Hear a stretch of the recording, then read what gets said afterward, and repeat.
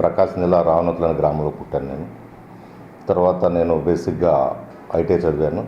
తర్వాత నేను హైదరాబాద్లో జాబ్ చేసుకొని 1990లో స్టీల్ ప్లాంట్లో జాయిన్ అయ్యాను నేను. జాయిన్ అయిన తర్వాత కొన్ని రోజులు స్టీల్ ప్లాంట్లో ఉద్యోగం చేస్తూనే నేను వ్యాపారం మొదలుపెట్టాను.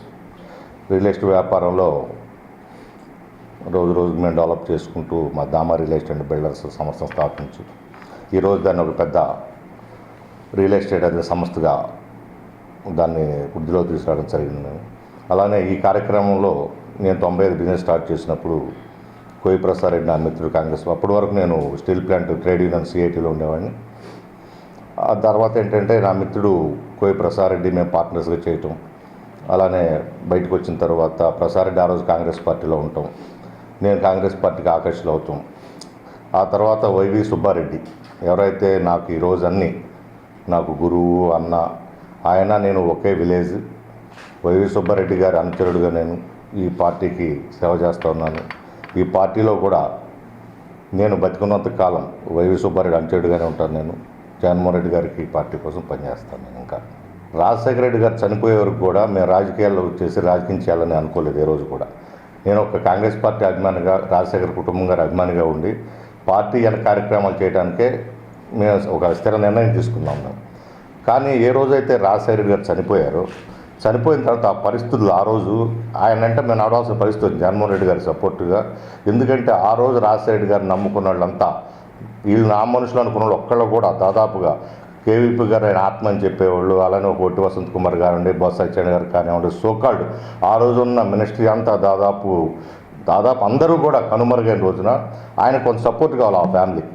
ఆ మాలాంటి వాళ్ళందరూ బయటకు వస్తే తప్పితే కావాలని చెప్పి ఆ రోజు ఆ పరిస్థితుల్లో మేము వైఎస్ఆర్కి సపోర్ట్ జగన్మోహన్ రెడ్డి గారి సపోర్ట్ కోసం వైఎస్ఆర్ మీద ఉన్న అభిమానంతో ప్రత్యక్ష రాజకీయాల్లోకి వచ్చాను నేను. ఈ రాష్ట్ర విభజన ఈరోజు జరిగిన ఈ దురదృష్టకర సంఘటనకి ప్రధాన కారణం తెలుగుదేశం పార్టీ అని చెప్తాను నేను.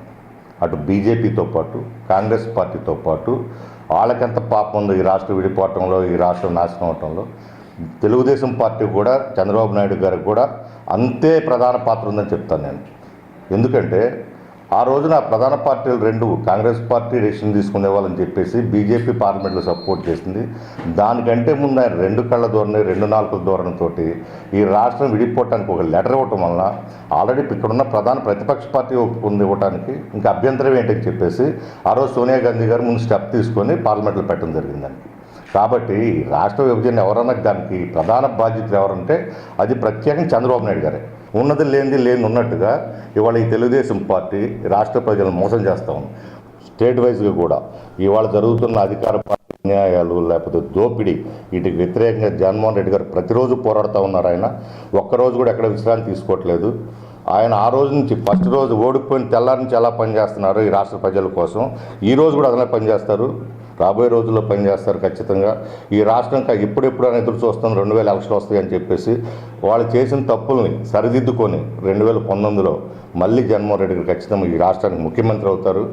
ఏదైతే వైఎస్ఆర్ కాంగ్రెస్ పార్టీ పుట్టింది రాజశేఖర రెడ్డి గారి ఆశయం కోసం, ఆ ఆశయం నెరవేర్చడం కోసం మళ్ళీ జగన్మోహన్ రెడ్డి గారు ఇక్కడ ముఖ్యమంత్రి అవుతారు. ముఖ్యమంత్రి అయిన రాజశేఖర ఆశయాలు ఖచ్చితంగా నెరవేరుస్తారు ఆయన. ఈ 2.5 సంవత్సరంలో విశాఖపట్నం ఉదూ తుఫాన్ తర్వాత కానివ్వండి, అంటే దురదృష్టం ఇక్కడ ఒక ఇంటర్నేషనల్ నేవల్ ఫ్లీట్ జరిగింది. దానివల్ల ఆ రోజు వచ్చిన సెంట్రల్ గవర్నమెంట్ ఫండ్స్తో కానివ్వండి దాంతో కొన్ని రోడ్లు వేయడం జరిగింది. అది కూడా చంద్రబాబు నాయుడు సొమ్ము కాదు, చంద్రబాబు నాయుడు పార్టీ ఫండ్ కాదు. ఆయనే ఇక్కడ దీనికోసం ఆయన డబ్బులు ఇవ్వలేదేమి. అంతేకాని ఇవాళ విలీన గ్రామాలు మనం ఆల్రెడీ మన భీమిల్ని అనకాపల్ని విలీనం చేస్తామన్నారు, ఎలక్షన్లు అంటున్నారు. ఈ రోజుకి 3.5 సంవత్సరాలు విలీన గ్రామాల లింక్ రోడ్లు కానీ, ఎక్కడ ఒక మంచినీటి సమస్య కానీ, ఒక తాగునీటి సమస్య కానీ, లేకపోతే ఒక డ్రైనేజ్ సమస్య కానీ, శానిటరీస్ పట్టించుకున్న నాదుడు లేదు ఇవాళ. దాని మీద మేము ప్రత్యేకంగా ఏదైతే ఇవాళ 72 వార్డులో వార్డు వైజ్గా రానున్న నెక్స్ట్ మంత్ నుంచే ప్రతి వార్డులో లోకల్ సమస్యల మీద తీసుకొని మా వార్డు ప్రతి మెంబర్ కూడా లోకల్ ధర్నాలు మొదలు పెడుతున్నాం మేము. ఆ కార్యక్రమంలో అక్కడ ఉన్న కార్పొరేటర్లను అక్కడ ఎమ్మెల్యేలు నిలదీస్తున్నాం మేము, రోడ్డు ఎక్కిస్తాం ఖచ్చితంగా. ఈ సమస్యలన్నీ సెంట్రలైజ్ తీసుకెళ్ళి జీవీఎంసీ ముందు రోజు ధర్నా పెడతాం, 72 వార్డులు కలిపి కలెక్టరేట్ ముందు ధర్నా పెడతాం.